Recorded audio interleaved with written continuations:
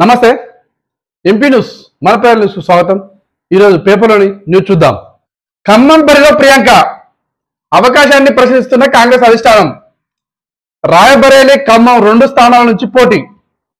ఈ నెల 25 తోటి నామినేషన్ల పర్వం పూర్తి అవుతుంది కాబట్టి తెలంగాణలో 3 స్థానాలు ఖాళీగా ఉన్నాయి। కాంగ్రెస్ ఎవరికి సీట్ ఇవ్వకుండా, ఒకటి హైదరాబాద్, ఒకటి కరీంనగర్, ఇంకోటి ఖమ్మం। రఘువీరారెడ్డికి 2 కొడుకులు। ఒక కొడుకేమో పొంగులేటి బిడ్డనిచ్చిళ్ళు, ఇంకో కొడుకేమో హీరో వెంకటేష్ వాళ్ళ కూతురునిచ్చిండు। అయితే ఈ రఘువీరారెడ్డి అతను హీరో వెంకటేష్కి వియాంకుడే, పొంగులేటి శ్రీనివాస్ రెడ్డి కూడా వియాంకుడే।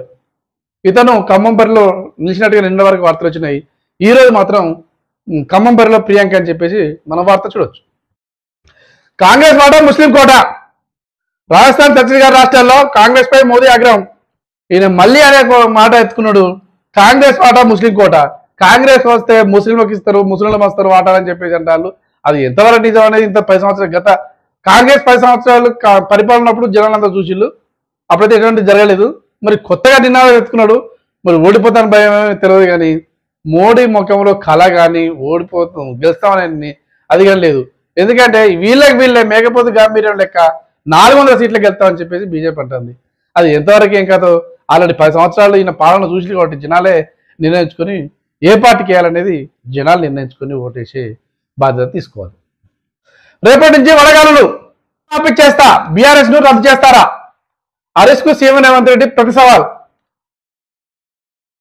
మొగోలు రైతు రుణమాఫీ అని చెప్పేసి టీఆర్ఎస్ పార్టీ వాళ్ళు రేవంత్ రెడ్డిని కేటీఆర్ కానీ హరీష్ కానీ ఏ సభ పెట్టినా కూడా అదే ముచ్చట మాట్లాడతారు। వీళ్ళు వచ్చి 4 నెలలు కాలేదు సరే, కానీ ఇప్పుడు ఎంపీ ఎన్నికలనే అని చెప్పేసి ఎట్లా బురద చల్లాలే కాంగ్రెస్ పార్టీ పైన అని చెప్పేసి టీఆర్ఎస్ నాయకులు మొగోడు అయితే రుణమాఫీ చేయి, మొగోడు అయితే గ్యారెంటీలు అన్ని 6 గ్యారెంటీలు మొత్తం కంప్లీట్ చేస్తారు। 6 గ్యారెంటీలు వాళ్ళు ఇచ్చిన పనులన్నీ కంప్లీట్ చేసుకుంటూ ఒక్కొక్కటి చేసుకుంటూ వస్తారు। ఎందుకంటే ఇప్పుడు అధికారులకు వచ్చే 4 నెలలు, ఇప్పుడే కొత్తగా లోక్సభ గల కోడ్ నడుతుంది। ఇది అయిపోయిన తర్వాత ఒక్కొక్కటి స్టెప్ బై స్టెప్ చేసుకుంటూ వస్తారు। ఒకవేళ చేసుకున్నాడు జనాల బుద్ధి చెప్తారు, మీకెందుకు తొందర? జనాల మీద ప్రేమతో అయితే వీళ్ళు 100 వాగ్దానాలు ఇచ్చారు 10 సంవత్సరాల ఇచ్చిన వాగ్దానాల వల్ల వీళ్ళు నెరవేర్చిన దాఖలు లేవు। వీళ్ళకు అధికారం ఉంటుంది ఒక రకంగా, వేరేటలకు అధికారం ఒక రకంగా, ఈ విధంగా చేస్తారు ఈ కేసీఆర్ ఫ్యామిలీ। జనాలను పరిచయం చేయడానికి తప్ప వాళ్ళు చేసేది ఒకటి ఉండదు।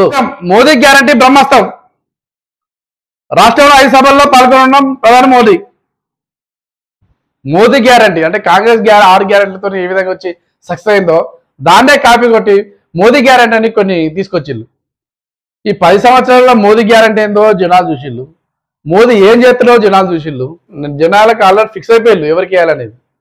తెలంగాణలో ప్రచారానికి తమిళసై విమానాల్లో పిల్లలకు అమ్మ నాన్నల పక్కనే సీటు।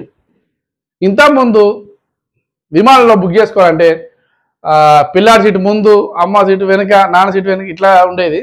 2 సీట్లు పక్కపక్కన వచ్చాయి కానీ మిగతా సీట్లు వేరే సరికి కొంచెం ఇబ్బందిగా ఉండేది। ఇప్పటి నుంచి అలాంటిది ఏం లేదంటే విమాన టికెట్ బుక్ చేసుకుంటే ఇప్పుడు అమ్మ నాన్న పక్కనే పిల్లల సీట్లు కూడా వచ్చాయన్నట్టుగా మనం వార్త చూడొచ్చు। శివబాలకృష్ణ బినామీల అరెస్ట్। హెచ్ఎండిఏ మాజీ డైరెక్టర్ అక్రమ హస్తం కేసులో 3 అదుపులోకి। హెచ్ఎండిఏ ఇంతకుముందు అరెస్ట్ అయ్యి ఆల్రెడీ జైల్లో ఉన్నాడు, ఆయనకు బినామీలు కూడా అరెస్ట్ అయ్యే పొజిషన్ కనపడుతుందట।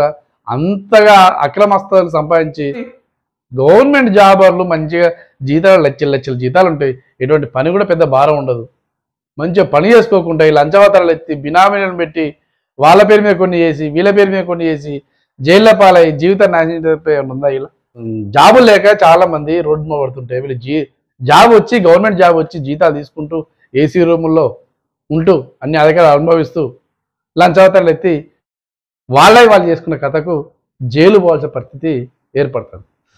రేపు మేడిగడ్డకు జస్టిస్ పిసి ఘోష్, ఆ తర్వాత అన్నారం సుందిల బేరే సందర్శన, హైదరాబాద్లో నేడు అధికార సమావేశం।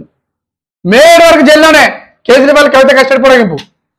నెక్కొండలో 2 ఆసుపత్రులు సీజ్, లింగ నిర్ధారణ పరీక్షలు చేయడంలో అధికారుల చర్యలు।